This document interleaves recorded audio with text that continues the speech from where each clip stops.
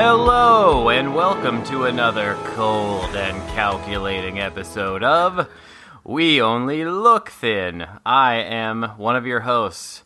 That would be Donald Weigel, and I have lost a little over 100 pounds.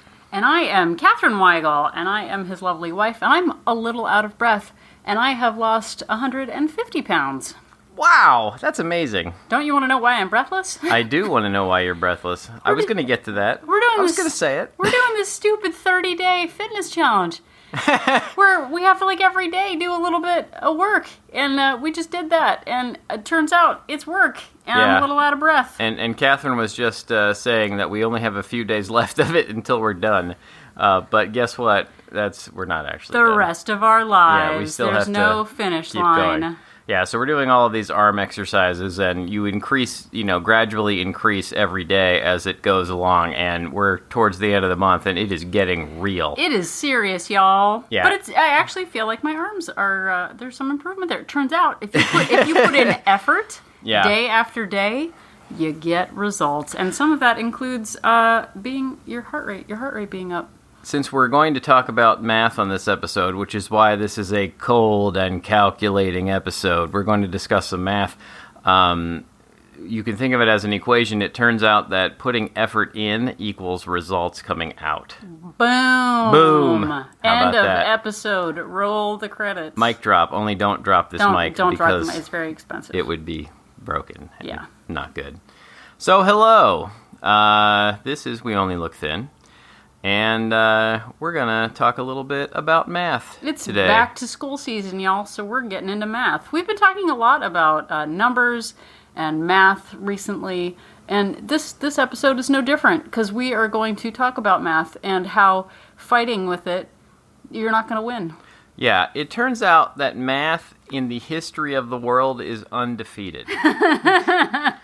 I mean, it's had a lot of opponents over the years. Oh, yeah, no. People trying to fight it, and it always wins. And even if you don't pay attention to it, if you pretend it doesn't exist, it still wins. So we'll be talking about that, because ignoring it doesn't make it go away. No, Kind of like the Kardashians. It's there. It's always lurking. I always go back to that. Lurking Kardashians. Lurking Kardashians, yeah. I always go back to that speech in The Terminator. It doesn't rest. It doesn't know hunger. It just terminates. It's what it does. It's all it does. Well, I think it's kind of jerky because it has a pie chart in it, or pie number. Oh, yeah, which makes me think of eating pie. Yeah, it's really good. We will talk about that later. Pie Actually, is I don't delicious. think pie is in this conversation today. No, I don't think it is. So we run across a lot of people, and those people could include ourselves, I think, at times, that say, I am doing everything I can. I'm doing everything I can. It's not fair. I'm doing everything right. I don't know what's happening. And nothing is working. It's not coming off. The weight is not coming off. Things aren't getting any better, but I am doing everything I can. I'm broken. I'm the only person in the world who is unable to lose weight. It's not fair. And, it turns out that if most of the time, if not all of the time, when we hear people say that, you ask a bunch of questions, and you say, well, are you actually measuring your food? Are you actually tracking everything that you're eating? Well, most of the time, I'm doing it. 70% of the time, I'm weighing everything and tracking it and being accurate. And then maybe the other 30%, I'm grabbing a handful of nuts here and there. Or I'm eating, off of my kid's plate. So let's pretend for a moment that you are an air traffic controller and you have your annual review. And you are you want a big raise. And I am your boss. And I say, I'm your boss. And here we are talking about you. And Hello, boss. And let's say that 30% of your job...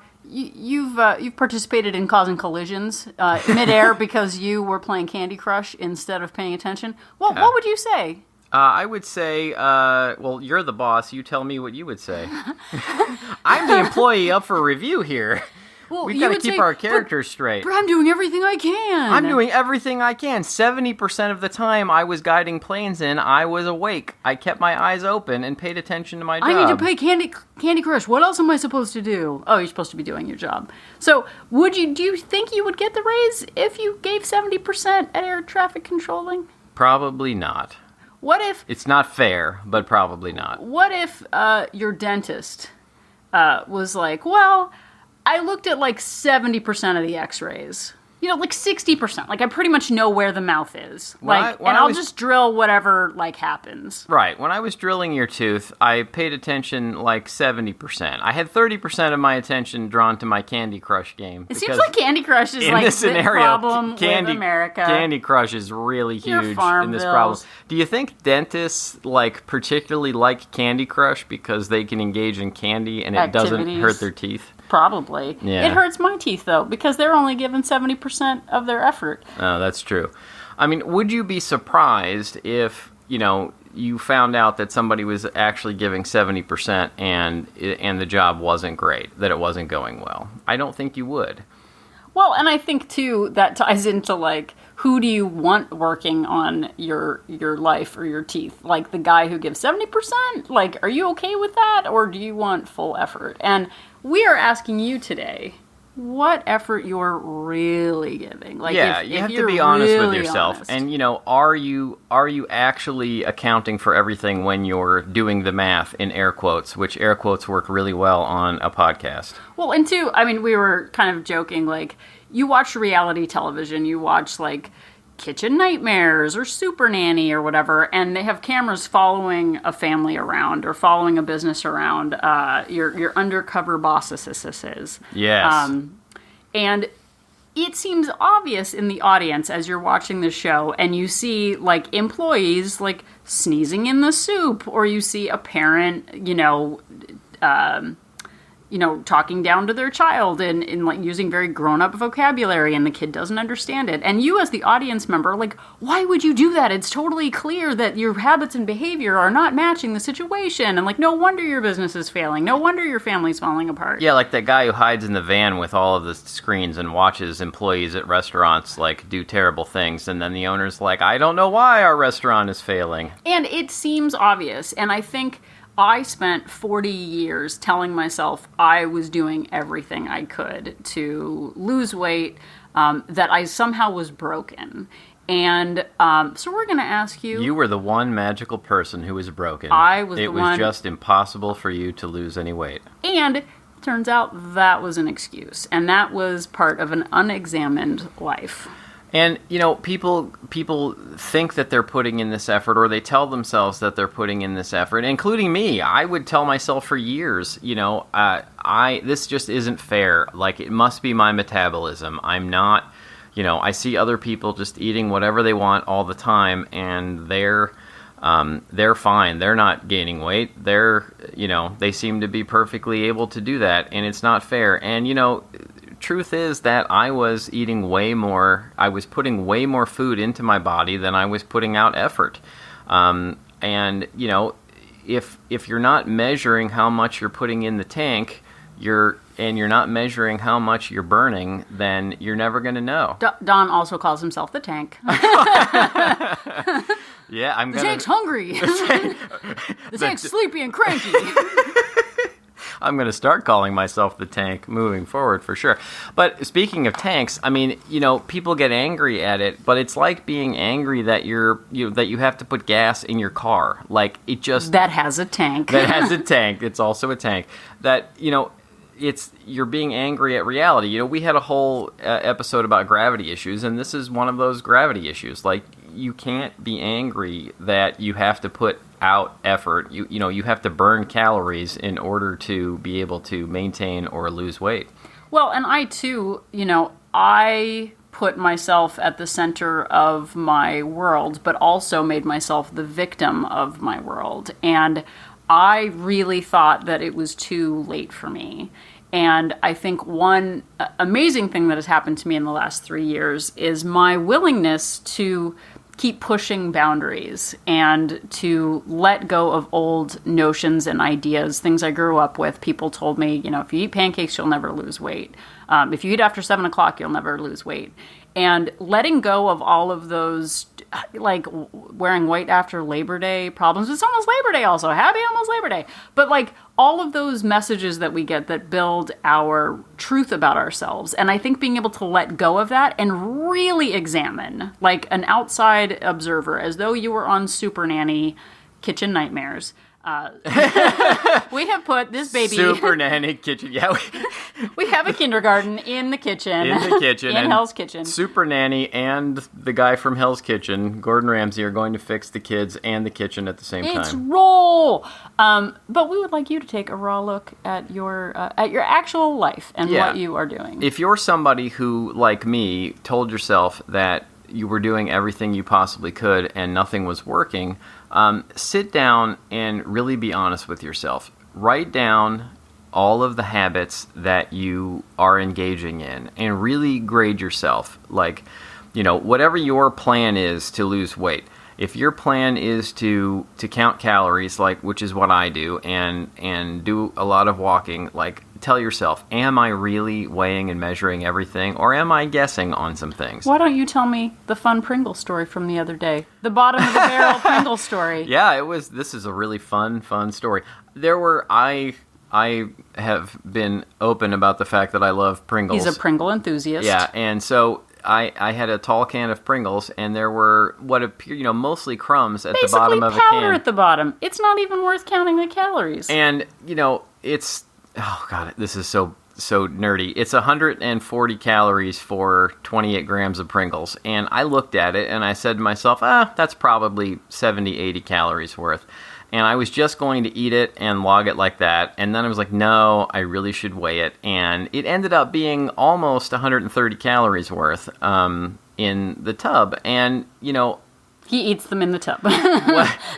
Is 50 calories going to kill me? No, but doing that over and over and over again, if I did that, 5 or 6 times a day, I'm looking at, where this is all about math and I can't even do math. No, I mean, you're looking at like 300 calories that you're not accounting for throughout the day doing that. Well, and getting back to Dawn's notion of really examining your day and what you're doing. Like, if I look at my day 4 years ago, I was struggling out of bed at 7 o'clock. I was starting the day with, coffee and a Cliff Bar before I was even hungry because I just wanted a snack. I would eat my daughter's leftover scraps from breakfast, take her to school, eat again when I got home, eat again when I got to work. I would sit all day. Like, all of these things add up, and I'm telling myself I'm doing everything I can.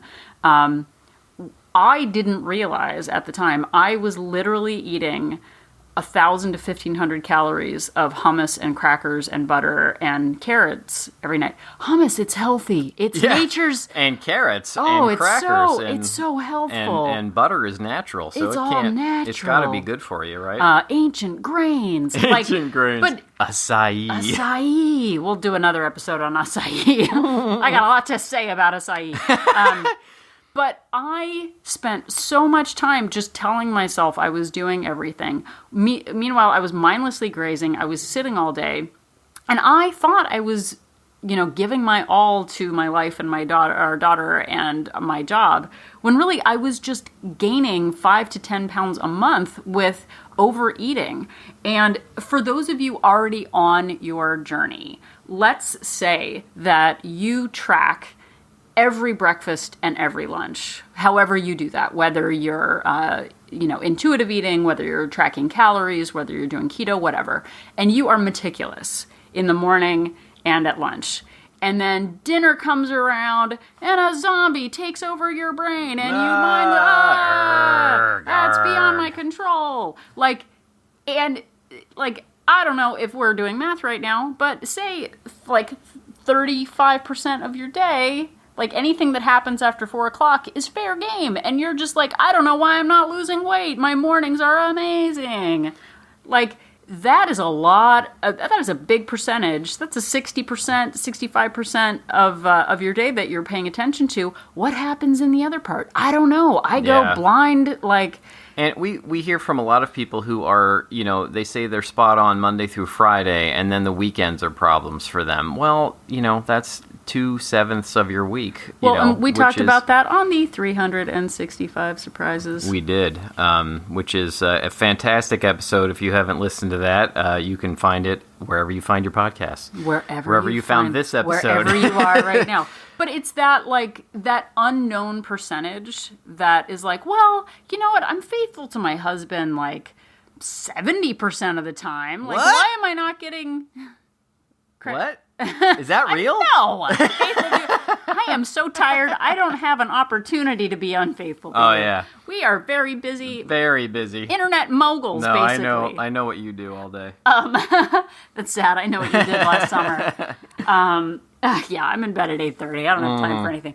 We got to get up and walk. Yeah. We got to get up and walk right now. We better go to sleep. But it is those untracked times, those times when we're off the clock, when we're not measuring what we're doing, when we're grazing. The danger comes from that time. If your mornings aren't an issue, like, oh, I just have an egg and some coffee in the morning, like, people are fresh and ready to attack the day in the morning. By 5 o'clock at night, and you're starving, and you've got, an hour commute home and kids to pick up and nighttime stuff to do, and you gotta, like, help your mom with her internet router, like, at night, and you're like, that's it, I deserve McDonald's. Like, math doesn't care what you deserve. Math just is calculating and cold, like Donald said at the beginning. The calories go in and the pounds go on. So getting back to what we were starting to say, be really honest with yourself, grade yourself on all of these things, and ask yourself whether you're really sticking to your plan, whatever your plan is. Are you really sticking to it? Would you really give yourself an A or even a B plus or a B minus, or are you really doing C minus D work on a lot of these things? And make corrections to what you're actually doing and see if that works. Well, and Gretchen Rubin, who we've talked about before, she has a podcast called Happier. She talks about managing what you measure.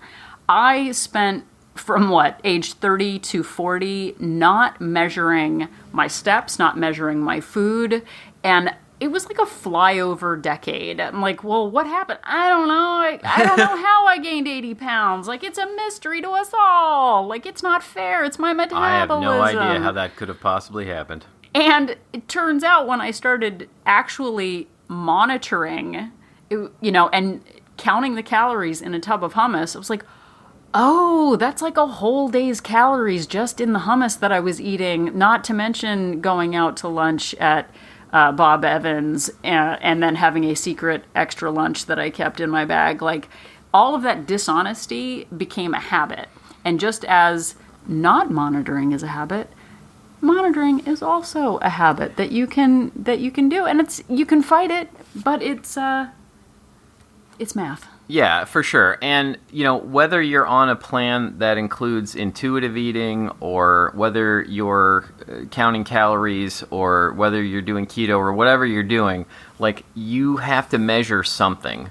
Whether you're measuring your hunger, whether you're actually measuring your food you're eating, counting your carbohydrates, like, you have to measure something, and you have to be really honest with yourself about whether you're doing everything you can to measure those things accurately. Well, and two, the thing with monitoring is that it's just gathering information. You don't have to change anything that you're doing. If you're satisfied with the results that you're getting from that 30% blackout zombie, oh gosh, I don't remember what happened, like, I don't know why I'm lying in a pool of Dorito dust on my kitchen floor. But I'm going to quote Gretchen Rubin instead of paraphrasing, because I'm going to mess it up. Okay, I will sit and listen. But Gretchen Rubin says, you manage what you measure. The strategy of monitoring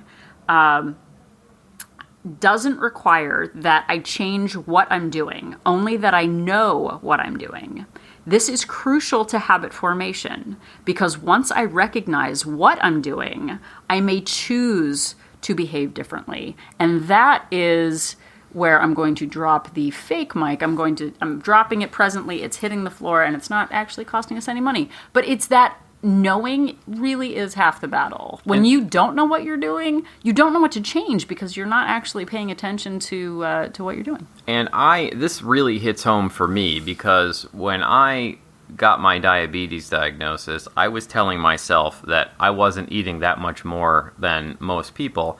And, I started just to see where I was. I without putting any judgment on it, I started by, tracking for a week, like how much am I actually eating? And I was eating way, way more, way, way more calories than I realized. And had to, it was eye-opening, and it was math, and, what was in my head that I thought I was doing was not the reality. Well, and has any doctor, it's like, okay, Donald, you have diabetes. And then if you had said, like, but I work, 15 hours a day, and we have a kid, and I'm very stressed. We had a diorama to do on Oprah Winfrey the other day, and it was really stressful, so we got takeout 3 times. The doctor's not gonna be like, oh, okay, you deserved all of that food. Okay, well, never mind. Let's just wipe that diabetes diagnosis off the table. You're right. Yeah, you're totally fine now. Math. My mistake. Math doesn't, they're not going to change the story because of that. The number on the scale is a reflection of my habits. And, knowing what you're doing and owning it, you can then decide if you're in a position where you want to change that. For 40 years, I was looking at the end number. I wanted to be a goal weight. I wanted to fit into a certain size. It didn't occur to me that I needed to put habits in place to actually change my lifestyle. And I think this is what is different about this time around. It is the sustainable habits that we've put in place that sustain the weight loss that we have made. Did I eat a few extra cheese and crackers yesterday at a fantasy football gathering? Yes, I did. It was one day. In the scheme of things where I am, one day doesn't matter because it's not going to be 6 months later I wake up after football season and go but I had to because of the... Yeah, but we've developed over time, we've developed the habit of walking many thousands of steps a day and counting our calories throughout our normal days. Are we going to have blips where, like yesterday, where we went to a gathering, or the vacations we took not that long ago with family?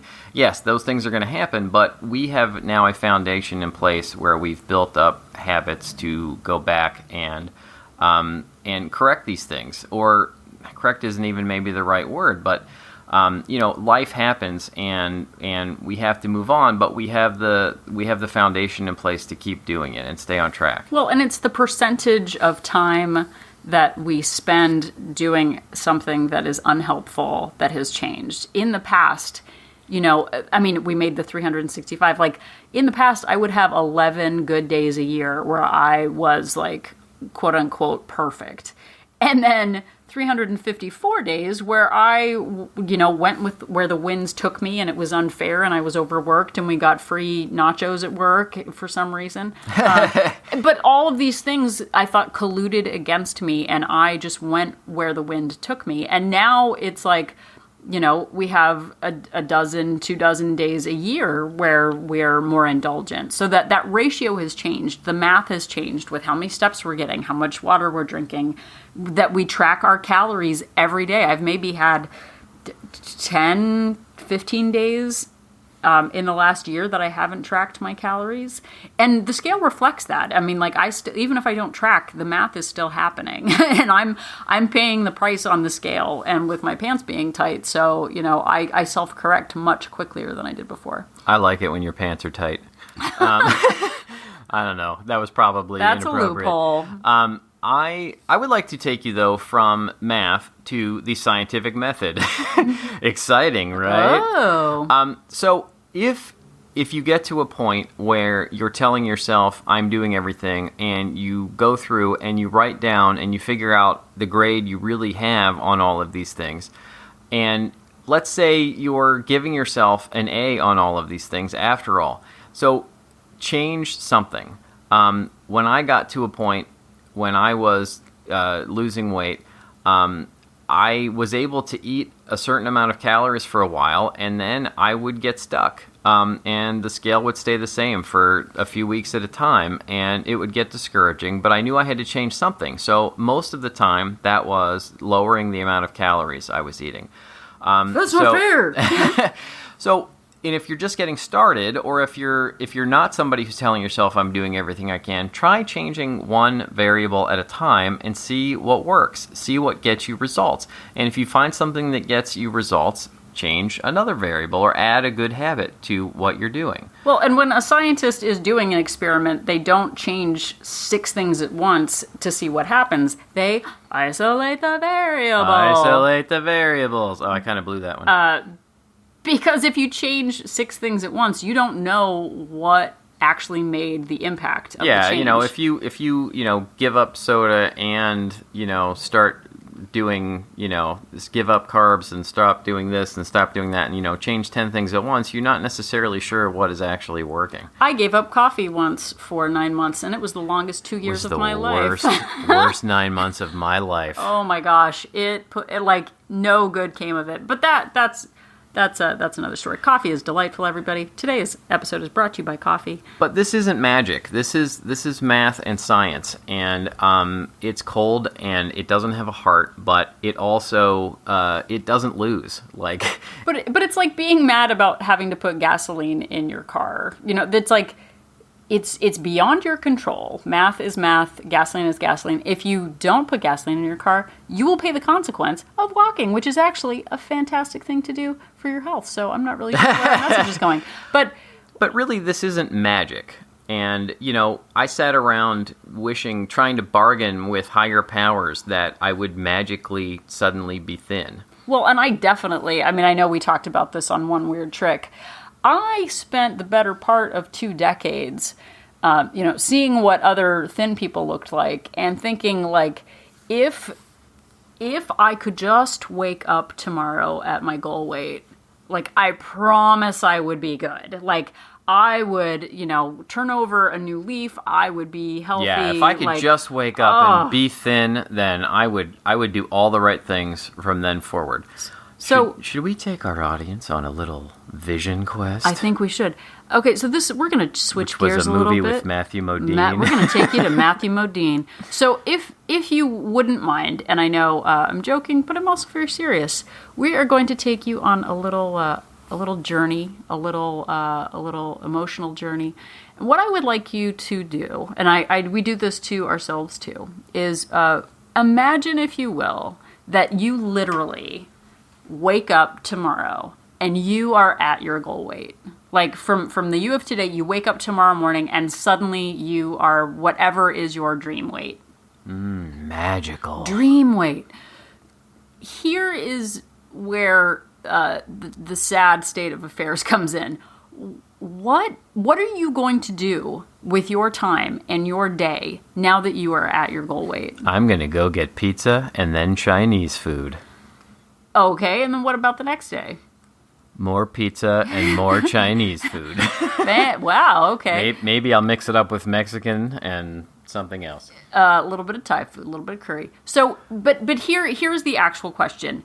And people, this actually happens in life where people win the lottery. And it's like, oh, my life is going to change. Now that I have all this money, life is going to be perfect. All my prayers will be answered. Yeah, it turns out when you win all that money at once and you don't have good spending and saving habits in place before you win the money, you're still the same person that you were, and you end up being back where you were. You just spend all that money and you end up broke again.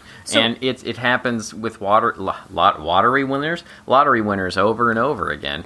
And it's the same thing with losing weight. I mean, I lost weight before, and I got to the end, what I thought was the end, and there is no finish line, and thought I was fixed, and went out for pizza and Chinese food. put the weight right back on.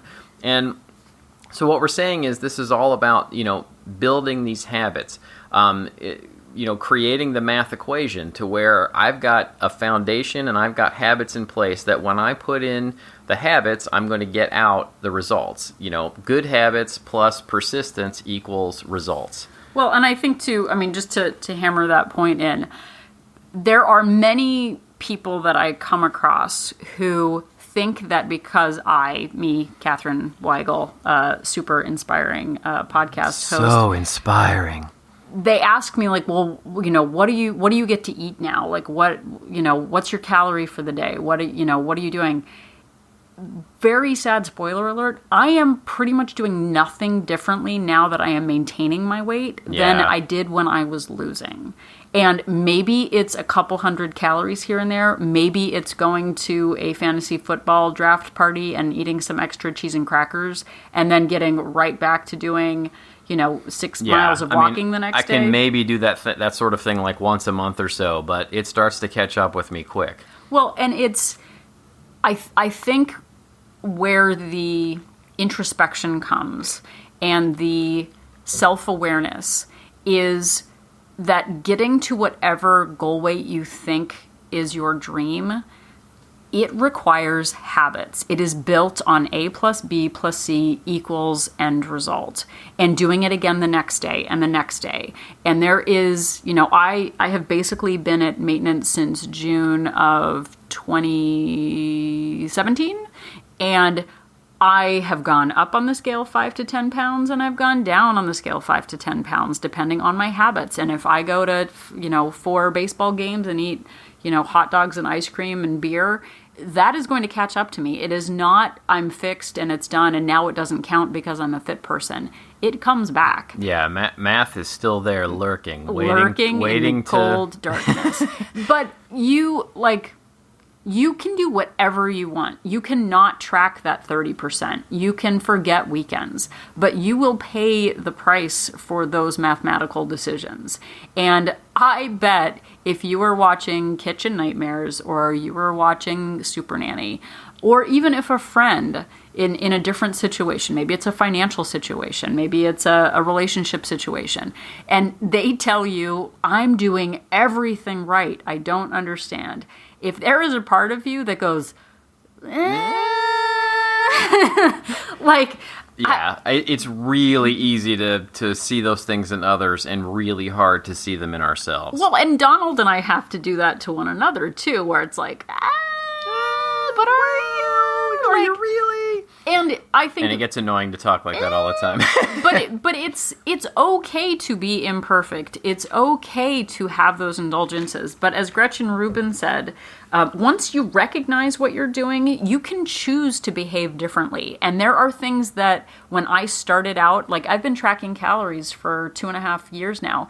Ask me what I ate on February 16th, 2016, and I can tell you because I tracked it. How many steps did I get? I can tell you. She has it all memorized. I have it all memorized. But I monitor it, so I can tell you that. Now, if you ask me, what I watched on TV that day, I don't know. I wasn't monitoring that. How many glasses of water I drank that day, I don't know. I wasn't monitoring that. So what I'm monitoring, I can go back and I can see the results of those habits and track them over time. I gained weight 20 sometimes in the 100-pound weight loss that I've had in the last 2.5 years. But I never stopped. I monitored my weight. I monitored my food. I monitored my steps. So I can tell you what progress I made from that. Math is real and it does not lose. But I will tell you what one of the best habits you can form on your weight loss adventure is listening to this podcast. They're doing it right now. They just heard what you said. And if you are enjoying what you've heard, if it's helping you in some way, people say to me all the time, they say, Don, you're so inspirational. You give so much. What can I do to give back to you? What can I do? And I say, please rate and review us on iTunes. Yeah, follow us on Instagram at We Only Look Thin. Follow us on I guess you don't follow us, but you can go to our website at weonlylookthin.com. You can go to Facebook. If you're an old person like us, Facebook. It's what old people do. Facebook, the thing that no one under 30's on. If you know what Fortnite is, let us know. 'Cause Yeah. kids do that, and I don't know what it is. Yeah. I'm totally out of touch. I Yeah. don't monitor that. Yeah, we did just sort of learn how to floss, though, which is a dance. Yeah, getting back to dentists. That all kids know how to do. They do. Somehow, they just magically all can do it. They do. So don't be afraid to look at your habits. Don't be afraid to question what you're doing. It's all about embracing, knowing yourself, and deciding what you're ready to improve upon. And if you are looking for a place to be inspired and to better yourself and to mathematically calculate how awesome we are, Yes, Donald plus Catherine equals an inspiration.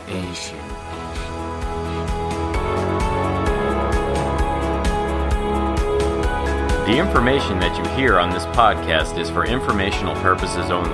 The hosts are not medical professionals. You should always consult with your doctor, nurse, or other certified health professional before beginning any diet or fitness program.